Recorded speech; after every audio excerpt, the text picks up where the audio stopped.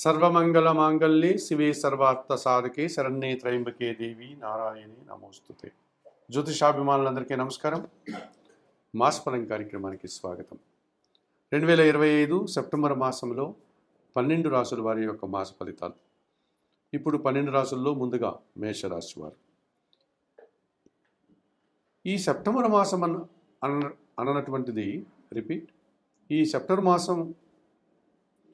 September మాసము అనేటువంటి ఈ ఆంగ్ల మాసంలో భాద్రపద ఆశ్వీజ తెలుగు మాసాలు రెండు మిళితమై ఉంటాయి.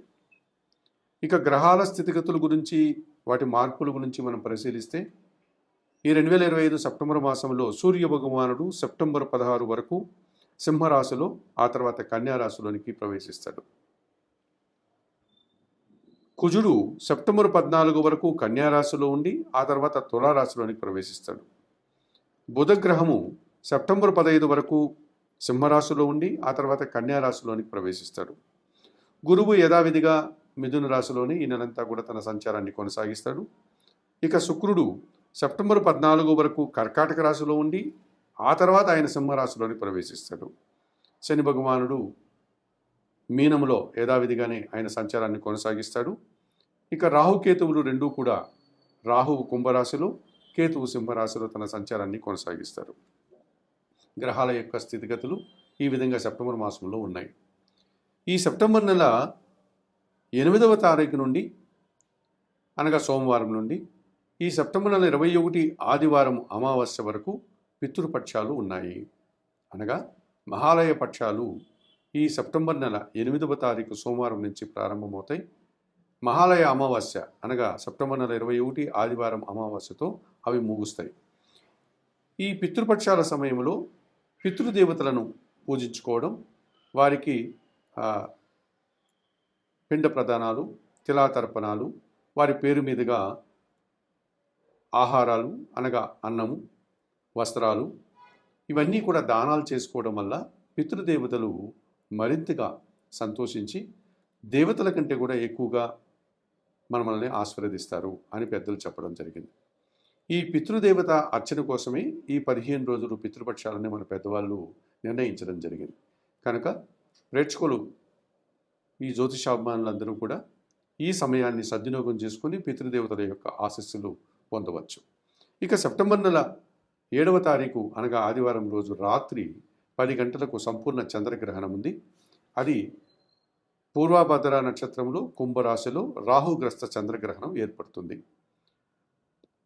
సెప్టెంబర్ నెల 7వ తారీఖు ఆదివారం రాత్రి 10 గంటలకు ప్రారంభమయ్యేటువంటి ఈ సంపూర్ణ చంద్రగ్రహణం 8వ తారీఖు అనగా సోమవారం తెల్లవారుజాములో 1 గంట 20 నిమిషములకు ఈ చంద్రగ్రహణం ముగుస్తుంది. అనగా చంద్రగ్రహణం యొక్క పూర్తి నిడివి 3 గంటల 20 నిమిషంలో. 7వ తారీఖు రాత్రి 10 గంటలకు ప్రారంభమై 8వ తారీఖు 1 గంట 20 నిమిషాలకు చంద్రగ్రహణం పూర్తవుతుంది. ఈ చంద్రగ్రహణం రాత్రిపూట అవుతోంది. ఆ రోజు పౌర్ణమి కనుక ఎవరికి ఎటువంటి సమస్యలు రావడానికి అవకాశం లేదు. అయితే చంద్రగ్రహణ సమయానికి ముందుగానే అందరూ ఆహారాది కార్యక్రమాలంతా ముగించుకొని ప్రశాంతంగా నిద్రపోవచ్చు.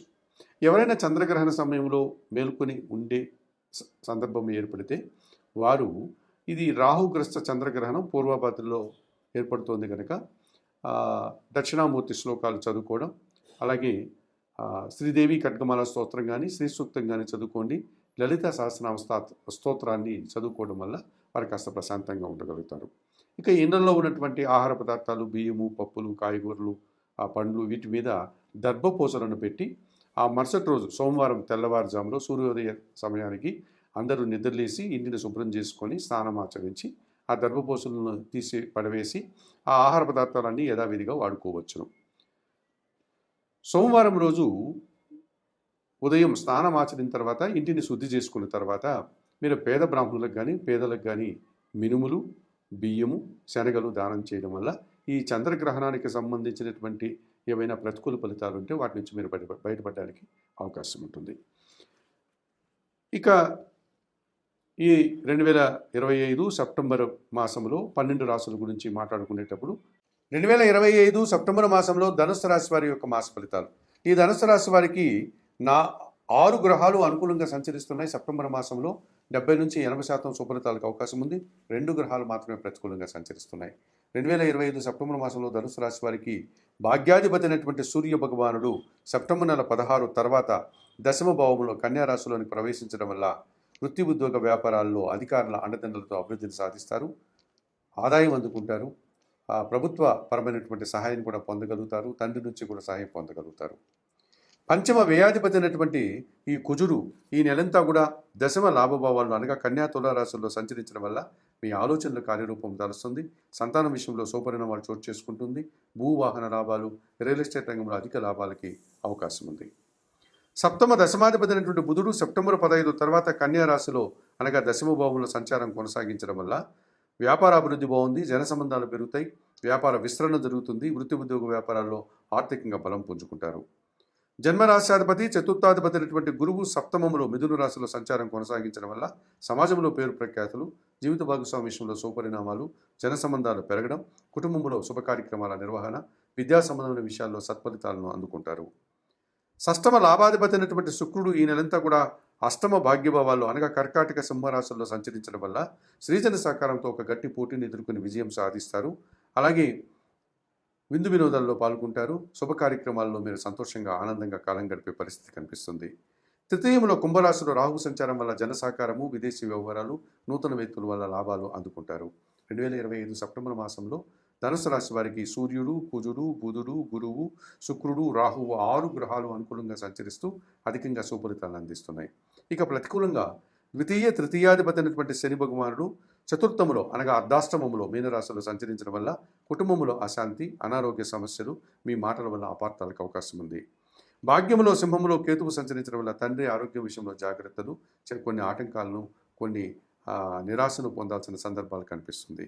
2025 సెప్టెంబర్ మాసంలో ఈ ధనుసు రాశి వారు భాగ్యకేతువు దోషం నుంచి బయటపడడానికి నిత్య గణపతి ఆరాధన చేయండి, గణేశాష్టకం చదువుకోండి, ఉరువులను బాగా ఉడికించి బెల్లం పొడితో కలిపి ఆవులకు ఆహారంగా దానం చేయండి.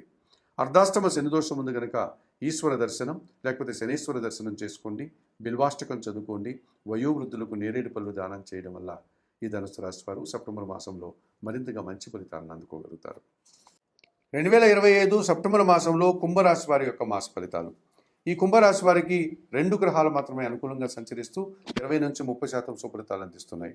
6 గ్రహాలు ప్రతికూలంగా సంచరిస్తూ 60-70% ప్రతికూల ఫలితాలకు అవకాశం ఉంటుంది.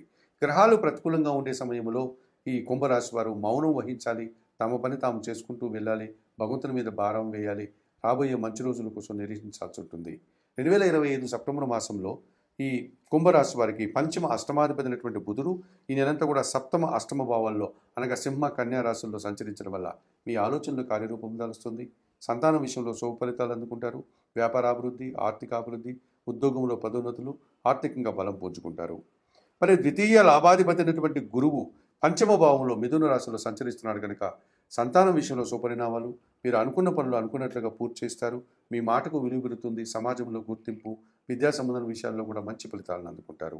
మరి 2025 సెప్టెంబర్ మాసంలో ఈ కుంభరాశి వారికి బుధుడు, గురువు ప్రధానంగా 2 గ్రహాలు అనుకూలంగా సంచరిస్తూ 20-30% సుఫలితాలు అందిస్తున్నాయి. అయితే ప్రతికూలంగా సప్తమాధిపతి అయినటువంటి సూర్య భగవానుడు సప్తమ అష్టమ భావాల్లో అనగా సింహ కన్యా రాశుల్లో సంచరించడం వల్ల ఈ కుంభరాశి వారికి జన సంబంధాలు చెడిపోతాయి, జీవిత భాగస్వామితో మనస్పర్ధలు, తండ్రితో మనస్పర్ధలు, అధికారులతో అభిప్రాయ భేదాలకు అవకాశం ఉంది, అనారోగ్య సమస్యలు కూడా ఇబ్బంది పెట్టే సూచన కనిపిస్తుంది. తృతీయ దశమాధిపతి అయినటువంటి కుజుడు ఈ నెలంతా అష్టమ భాగ్యభావాల్లో కన్యా తులారాశిలో సంచరించడం వల్ల వాహన సమస్యలు, అలాగే వాహనాలకు సంబంధించినటువంటి ఇబ్బందులు కానీ, జన సహకార లోపం కానీ, అభిప్రాయ భేదాలు, భూవాహన సమస్యలు ఇబ్బంది పెట్టే సూచన కనిపిస్తుంది. చతుర్థ భాగ్యాధిపతి అయినటువంటి శుక్రుడు సప్తమ భావాలు అనగా కర్కాటక సింహరాశుల్లో ఉండటం వల్ల స్త్రీలతో మనస్పర్ధలు, అభిప్రాయ భేదాలు, చిన్న చిన్న అవమానాలకు అవకాశం ఉంది. జన్మరాశ్యాధిపతి వ్యయాధిపతి అయినటువంటి శని భగవానుడు ద్వితీయంలో మీనరాశిలో సంచరిస్తున్నాడు. ఏళ్నాటి శని 2వ భాగంలో ఉంది. పని భారము, శ్రమ, మాటల వల్ల అపార్థాలకు అవకాశం ఉంది. ఇక జన్మరాశిలో అనగా కుంభములో రాహువు ఒక రకమైనటువంటి దుబారా ఖర్చులు, మాటల వల్ల సమస్యలకు అవకాశం కనిపిస్తుంది. విదేశీ వ్యవహారాలు కూడా ప్రతికూలంగా ఉంటున్నాయి. సప్తమంలో సింహంలో కేతువు సంచరించడం వల్ల ఎదుటివారితో నిరాశ, అశాంతికి అవకాశం ఉంటుంది. 2025 సెప్టెంబర్ మాసంలో ఈ కుంభరాశి వారు తప్పనిసరిగా జన్మరాశిలో ఉండే రాహువు, సప్తమంలో ఉండే కేతు దోషం నుంచి బయటపడడానికి శ్రీకాళహస్తీశ్వర ఆలయానికి వెళ్ళి రాహుకేతు పూజ నిర్వర్తించుకోండి. ద్వితీయ శని దోషం నుంచి బయటపడడానికి శనీశ్వర దర్శనం లేక ఈశ్వర దర్శనం మీకు ఉపశమనాన్ని ఇస్తుంది. సప్తమ శుక్రదోషం నుంచి బయటపడడానికి లక్ష్మీదేవి దర్శనం, కనకదారా స్తోత్రం పారాయణం, అలసందలను అనగా బొబ్బర్లను శుక్రవారం రోజు పేదవారికి దానం చేయడం వల్ల కాస్త ప్రశాంతంగా ఉండగలుగుతారు. అష్టమ కుజదోషం నుంచి బయటపడడానికి సుబ్రహ్మణ్య స్వామి దర్శనం, సుబ్రహ్మణ్య స్వామికి అభిషేకం, ఎర్రటి పండ్లు దానం చేయడం వల్ల ప్రశాంతంగా ఉంటారు. సప్తమ రవిదోషం నుంచి బయటపడడానికి నిత్యం సూర్య భగవాని దర్శనం, సూర్యాష్టక పారాయణం వల్ల మరింతగా మంచి ఫలితాలను అందుకోగలుగుతారు.